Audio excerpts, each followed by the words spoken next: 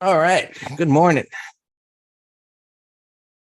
I think this call this morning title the yo-yo market. Is that string ready to break? We're going to see by the end of this week. I mean, how long can this go on? But I don't I haven't seen this too often, but I have because I have it in the course as an example, a failure of a failure. And the examples that I've seen in the past weren't exactly like this, but we talked about this bottoming tail bar. And actually, I talked about the potential for something like this to form before it formed. Because I said, first we go back a couple of weeks as to what we talk about and expectations based on patterns and what should happen next. So the move from the bottom of the trading range to the top of the trading range, and then when I saw this bar on the weekly chart with the arrow underneath it was, okay, that's important.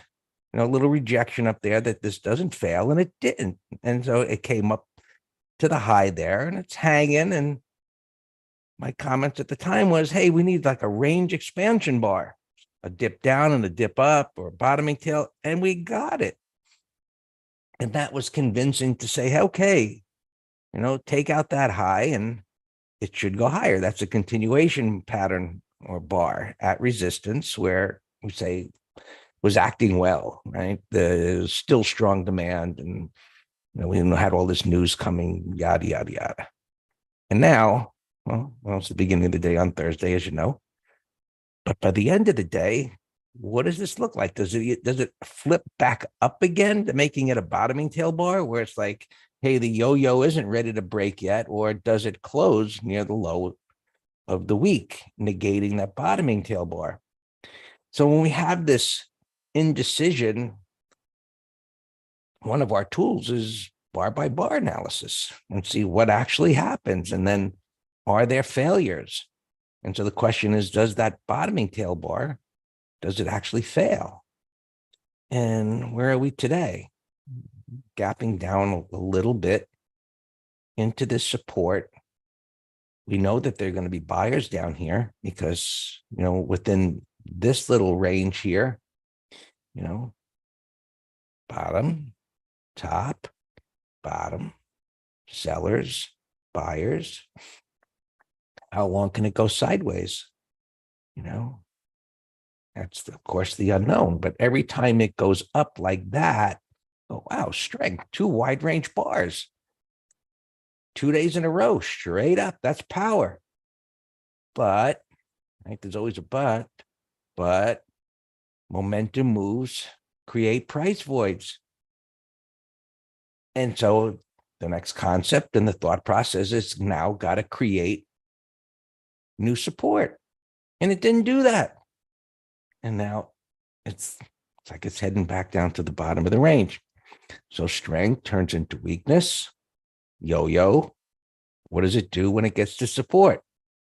Well, if it's bearish, it's going to chop around. Like we're saying over here, it's chopping around. That's bullish. And here we had a continuation pattern. Well, that's failing. We get down to the bottom of the range and chop around, which puts us into next week, unless we get some kind of, news or something really moves this market. And then back down into the void. And at that point, I would not count on the 50 MA doing much of anything since it was utilized once.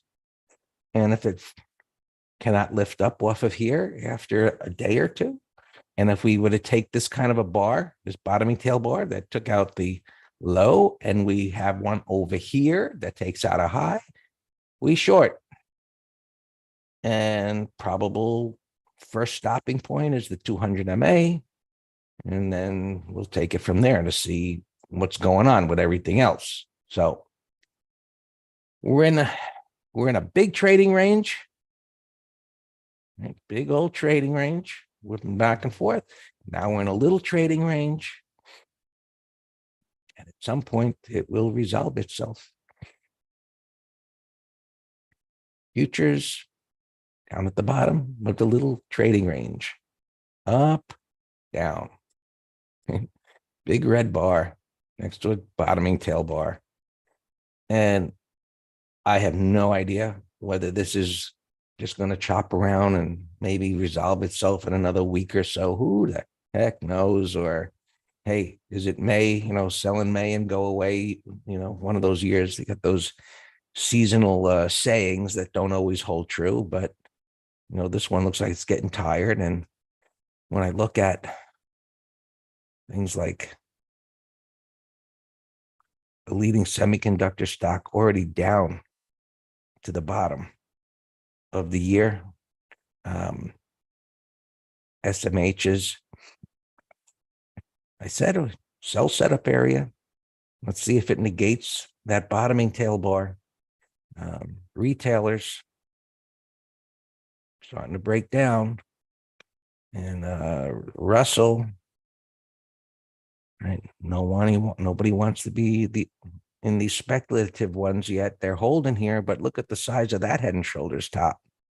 So we've talked a lot about Head and Shoulders tops over the last month or so, and will they break lower? Will they fail? And we'll get a rally up.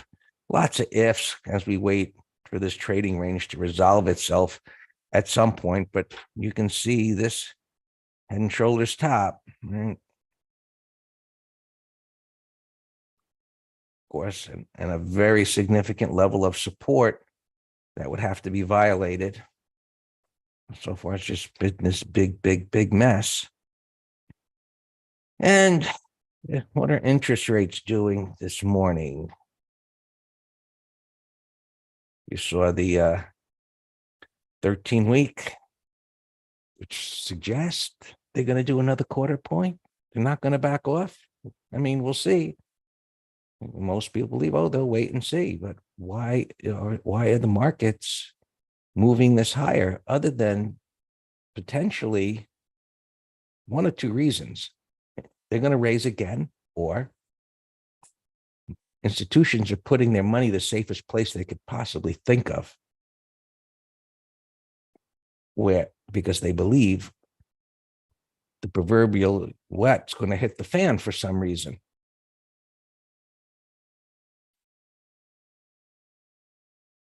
So it's Head and Shoulders. Well, no one's asked me what that Head and Shoulders are canceled. I think it meant what if. Well, we spoke about that over the last month. If a Head and Shoulders pattern is canceled, that means it's got to take out the right shoulder. Buyers took control, and it's going to go up. That hasn't happened. One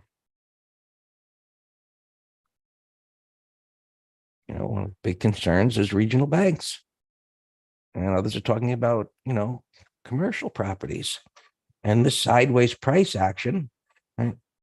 One of our discussions was, with a pattern like this, I was talking about, well, when we have a momentum move up,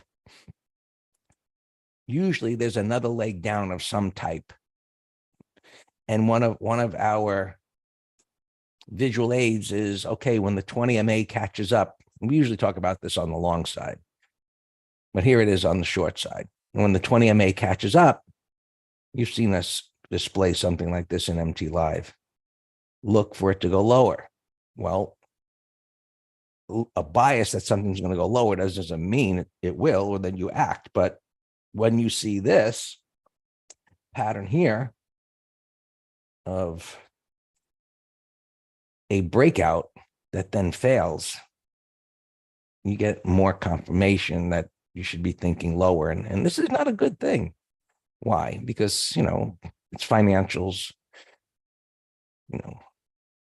Remember the past, other financial situations and the market's reaction. And now, if this could just flip right back up again, and what we want to do, right, is where is support here? This could drop a considerable amount before it reaches a demand area. And so more banks going down. And so more things begin to come together that maybe this market is ready to break the string of the yo-yo. Interest rates back down to the bottom of the trading range. So there was nothing decisive there. The dollar, we've been talking about this for a while. It's just chopping around down here, waiting for see which way things are going to go. Crude oil, another yo-yo. Right? Break down, break out, break back down again. I mean, it's kind of loony. It's a loony market. Bitcoin momentum slowed down here. Transports, what are the transports doing? Just yo-yoing around, but we got one of those bottoming tail bars. It took out the high. That's a sell setup on the daily chart. That's a sell. So we'll be looking. We talked about in the green room yesterday some airlines, some truckers that look like they're ready to go lower, and we'll see what they're going to do today. And SPX, which let's see, yeah. Hopefully, I'm not too late to see the quotes. I think so. Let me go back to SPX. Ranges are opening up a little bit, a little bigger than what this is. Ideally, they're already down here, right, based on where the futures are and SPY. They're already, so that's going to be a decent gap down. Definitely got to be below the 50, ideally below 4,000 if there's premium. And there is.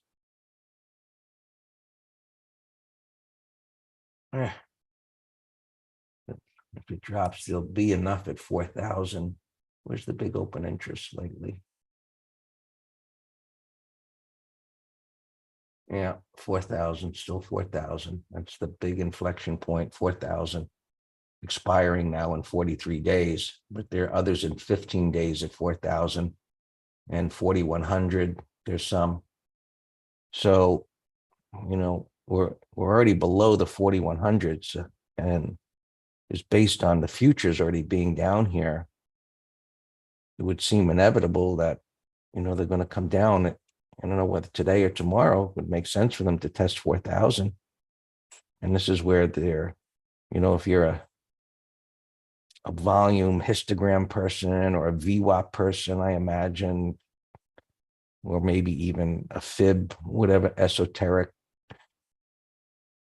indicator drug of choice you use, it probably lines up around there. And it's got that large open interest there to serve as an area of support. So a credit spread down in that area and up above, I think they just zeroed them out. But as prices down here, I can't see strikes anymore. At a minimum, you want to be above yesterday's bar, even 4160. So I'm not sure if there's enough premium there because I was a little late to look at it. All right. I suspect everything else. You got mid caps, head and shoulders. Red looks like they're ready to crack lower, and yo-yo back down here. Nasdaq's been the strongest. It's still the strongest.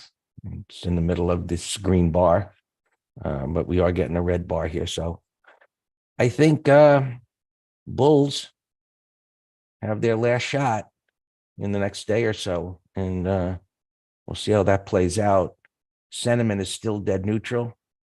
Breadth is, if this starts rolling, what we'd be looking for next week or even on Friday, this would to be down at a minus 300 to possibly get a bounce.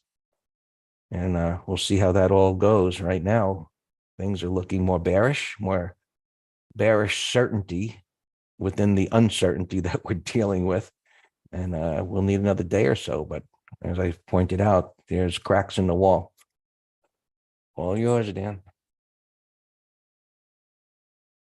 Hey, why do you have your last statement crack in the wall when you turn it over to me?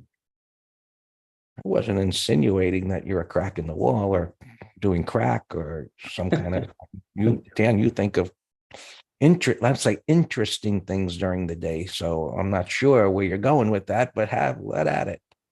I'm talking as I'm updating an alert for subscribers is on.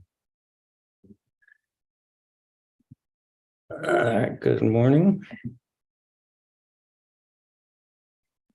So we didn't do any official earnings trades yesterday, although I had my eye on this BILL. The out of the money premiums were just insanely high. Like we could go $20 out of the money. So that, there's no gift on Wall Street. That means the option markets were pricing in something big. And guess what? In this case, they were 100% wrong. Things opened flat. So yeah, I'm showing my screen. So yeah, Greg, it's that same thing. I guess you've got to switch screens on your end to see mine. Okay. All right, so let's just go right to earnings. We all know the regional banks started cracking last night. And we were talking about it in the green room yesterday, and I just think it is earnings after hour two. Ah, really, Bill? Okay. Hey, Rangan, your drop down, please.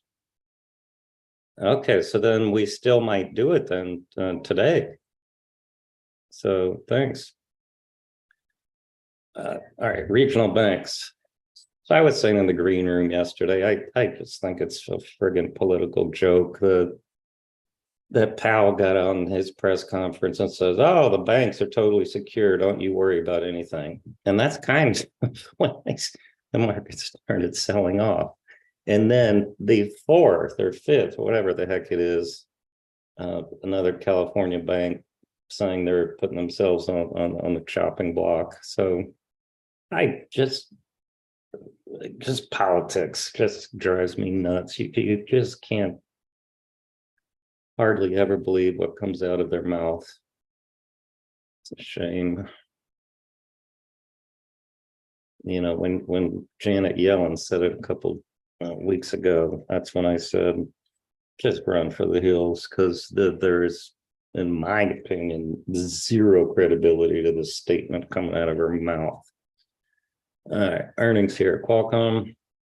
Well, here's Schwab right here. This was on our short watch list yesterday, gapping down. We gave Alley as a short today, 1, 2, 3. It's gapping down. So we're gonna need a little bounce first. That's TXG. It's actually on my core watch list now. Daily, weekly, monthly. I set an alarm at 55 and change. Yep, my alarm. RCL had earnings gapping up big. NCLH has been on my 1, 2, 3 radar here for a while. So yeah, this is a 30-minute high idea. Shack bottom right. I put in the 5-minute chart. Beautiful gap over this red bar.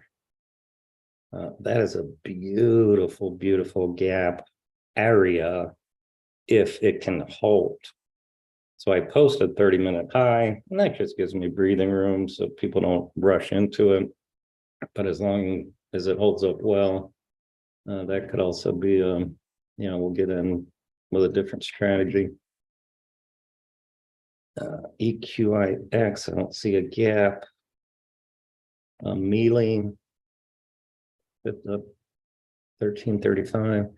It's an expensive stock, but that's bullish daily, weekly, monthly. Let's come back to it. PSA, no prints, but that's a nasty crack. Med, I had this on my short watch list, daily, weekly, and it's gapping down here. So that's a beautiful weekly sell setup. Let's keep an eye on that to short amounts. This opening flat, no pattern, you're gone. WMB is a bear 1, 2, 3, but it's gapping up to 30. Gap in the resistance, so no interest. A kook, there's no pattern, Thomas. Tell me NCLH is superior to this for a swing trade. Look to the left. This is a no-brainer optometrist A/B test. I mean, look, just no brainer. 1, 2, 3, and I got a void. Okay, Satish. Gapping up 61.50. Yes, that could be another put spread, 30-minute high. I'm going to put that in a window of their computer. Look at the Sina middle window. This I'm putting on my excessive gap down list to see if buyers step up. And then that could be a day trade long and also a naked put, 1 DTE. I mean, this is a semiconductor getting whacked. That is a big gap. We talked about the sell setup yesterday in SMHs. ANSS looks, I see a couple dots here, 298, but it looks lower. Daily, weekly, monthly, big old topping pattern. Yes, no prints. We'll come back to you, but I'm gonna delete you, you're a mess. IR, I see one print at 58, so that's another 30-minute high candidate, gapping over a red bar. And yes, that's a pivot, but if it takes out the 30-minute high, I think you'll go through that. Next target, 57 or 59.50 area. Hubs, beautiful gap breakout. Daily, weekly, monthly, or bullish as can be, but pretty big gap. I'd rather watch a pullback. ALB is ugly. That is one nasty downtrend. Daily, weekly, opening down a little bit. That's a good 30-minute low short. A very good one. You can put that in a window. If it can't bounce. ATO, no prints. Said G, gapping in a downtrend, 290. Wow, that's a monster gap. Gapping way over all of this. But okay, what am I supposed to do with it? I don't know. I mean, put spread for sure. Hey, TXG alarm that I just said, this is on my core long list. And that looks good. I'm gonna put that on the window of their computer. Moreau opening flat, it's a dog. Could be a day trade short. Moss, I just see one print will come back to you, but it looks lower. Etsy, I thought was up more. It's a potential bottoming pattern, but needs more work. HST 17 and change, gaps too big for me. APA, no pattern. Bill we just talked about, so yeah, we got to check earnings. GL, this is a pattern you could trade up or down. Kind of has a footprint of a regional bank to me. I didn't look, but under 30-minute low looks lower. If it were to gap over last week's high, or this week's high rather, because today's Thursday, then it could be the start of a bottoming pattern and a put spread idea. Gapping up here, possible day trade, but we can find better. Bud, that's a monster double top right there on the daily, man. Gapping up to 64 and change. It's just range bound. I don't see much there. Cop, I saw on the news that Budweiser to try to keep peace with all the people that gotten mad. They're giving away free beer, free Bud Light. All right, Cop, opening flat, no pattern. Ringen 775. That's an ugly gap. It's a bio though. ZTS 170. It's an ugly gap, range bound, possible condor. BDX, I don't see any gaps. ICE It's extended on the 15, 103. Too extended to short. Myrna, 133 and change. To me, it would have to take out Tuesday's high. So you can set, I'll set an alarm 135.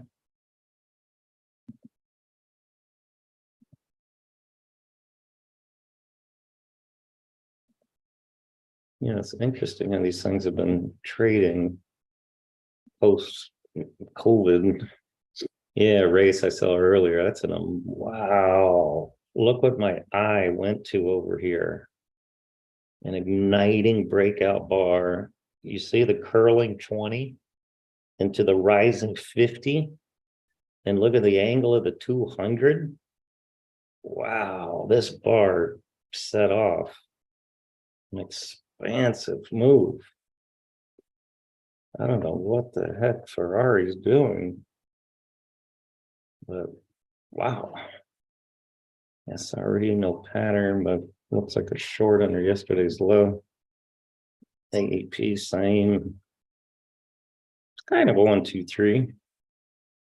I think it'll chew through these bars. So target high 89s.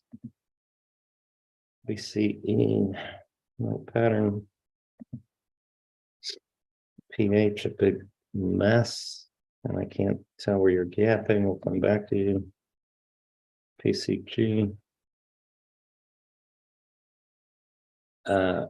Well, I don't have 24-hour charts.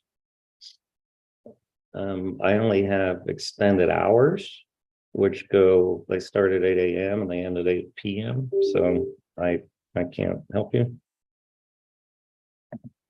Raul, Infi shorts. Sure. Yeah, I'd wait like 10 minutes or so, and then under yesterday's low. And Raul's asking about SWKS, if the gap's not too big. Yeah, sure. But I think you can get a bounce, Raul, because look, it's a climb on the 15 here. But put it in a window and see if it bounces. You know, there's no logical place yeah, so you would have to look at futures. We can do that later when we slow down. But yeah, that's a sell setup. That's WKS, sure. Here, I'll put it on the list here. Myrna up alarm, so it hit 135. I don't trade earnings in the first 5 minutes, period, unless it's a closing trade for profit. All right, the Sina middle chart, ugly gap, and no buyers at the open, at least. Jack. Let's watch a controlled pullback. My TXG, I'll watch. NCLH. Pullback or 30-minute high.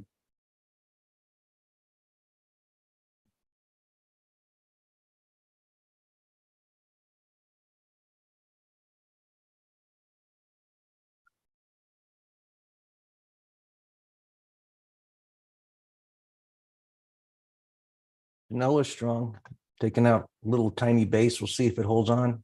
Who? Not the greatest snowflake, gapped up. See if it holds on to the gap. Yeah.